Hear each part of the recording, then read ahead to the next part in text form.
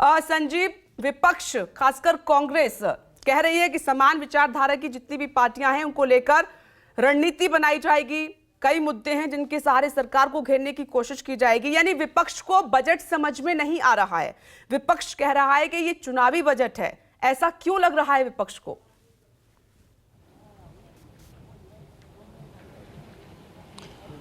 देखिए, मैं संसद भवन पर खड़ा हूं और मुझसे करीब 200 मीटर की दूरी पर वो कमरा है मल्लिकार्जुन खड़गे साहब का, जहां पर इस वक्त जो विपक्ष की स्ट्रैटेजी ग्रुप है उसकी बैठक चल रही है। पहले कांग्रेस ने अपनी बैठक की और उसके बाद जो समान विचार वाले दल है विपक्ष के, वो बैठक कर रहे हैं कि बजट सेशन में आखिर उन मुद्दों को कैसे उठाया जाए जो मुद्दे लोगों के मुद्दे हैं, जो लोगों के मुद्दे कल पेश हुए बजट में झलक नहीं रहे थे।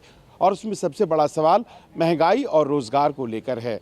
और ये पॉइंट आउट किया जा रहा है कि जो गरीब है, सामाजिक असमानता है, जो महंगाई है, रोज़गार के सवाल हैं, वो कहीं भी बजट में रिफ्लेक्ट नहीं हो रहे हैं।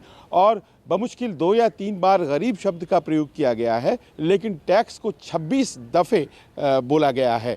तो ऐसे में इस बजट का जो इंटेंशन है वो पता लग जाता है। सरकार कहती है कि बावजूद इसके कि ये हमारा आखिरी फुल फ्लेजेड बजट था और जाहिर है कि बहुत से लोग उम्मीद कर रहे थे कि ये लोक लुभावन होगा, लेकिन हमने जो एक ब्रॉड मैक्रो इकोनॉमिक स्टेबिलिटी हो सकती है देश के लिए जो ज़रूरी है, और अगले 25 साल को अगर अमृतकाल कहा जा रहा है तो अगले 25 सालों का जो रोडमैप दिखाने वाला बजट हो सकता है, हमने वो पेश किया है। हम उन पचड़ों में नहीं फंसे जिसके तहत चुनावी साल है, 9 चुनाव हैं, तो लोक लुभावन बजट पेश किया जाए। हमने कैपिटल एक्सपेंडिचर पे फोकस किया है ताकि आने वाले सालों में जब पूंजीगत निवेश होगा, आधारभूत संरचनाएं बनेंगी, तो फिर अपने आप निवेश ज़्यादा होगा, नौकरियां ज़्यादा आएंगी। और अपने आप में ये फोकस दिखाता है। सरकार कहती है, सरकार ये भी कहती है कि साहब देखिए फोकस बदल रहा है। मनरेगा से ज़्यादा हमारे लिए जो ग्रामीण आवास योजना है, प्रधानमंत्री ग्रामीण आवास योजना, वो ज़्यादा ज़रूरी है। हमने उन लोगों के हाथों में ज़्यादा पैसा खर्चने के लिए दिया है जो लोग नौकरियां कर रहे हैं। 90% करदाता अब जो है वो जो करमुक्त हो चुके हैं, उन्हें अब कोई कर नहीं देना पड़ेगा। तो अपनी बातें वो बताते हैं। और विपक्ष की तरफ से ये कहा जा रहा है कि महंगाई और रोज़गार ख़ास तौर पर इनके लिए फौरी तौर पर कोई भी चीज़ सरकार की तरफ से नहीं कही गई है। अब आने वाले दिनों में आप देखेंगी विपनेश की इन्हीं सवालों पर विपक्ष सरकार को घेरेगी। आप जानती हैं कि ये जो सेशन होता है ये काफ़ी लंबा सेशन होता है और आज से राष्ट्रपति के अभिभाषण पर चर्चा भी होने वाला है, जिसके बाद बजट पर चर्चा होगी। लेकिन लगातार इस बात को आप देखेंगे कि जो विपक्ष रणनीति बना रही है, ये आने वाले दिनों में भी हर बार कई दफ़े बनाया जाएगा और सरकार को घेरा जाएगा। अब इंटेंशन क्या है इस प्रयास का? इंटेंशन बहुत सीधा है।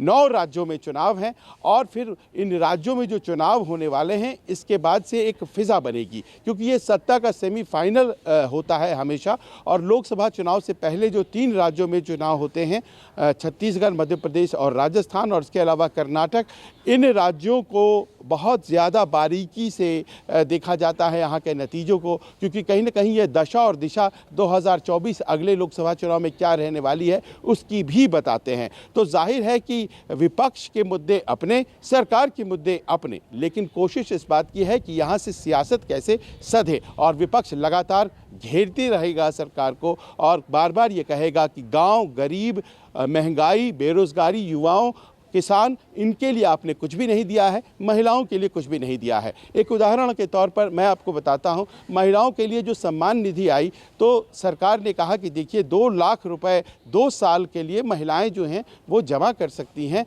और ये बहुत बढ़िया बात होगी। तो विपक्ष की तरफ से जवाब दिया गया कि 2 लाख रुपए होने भी तो चाहिए महिलाओं के पास, पहली बात। दूसरा, 2 साल के लिए महिलाएं अगर 7.5% आप बता रहे हैं कि आप देंगे, तो 7.25% तो अभी वैसे भी फिक्स डिपॉजिट पे मिलती है, तो आपने कौन सी बड़ी बात कर दी।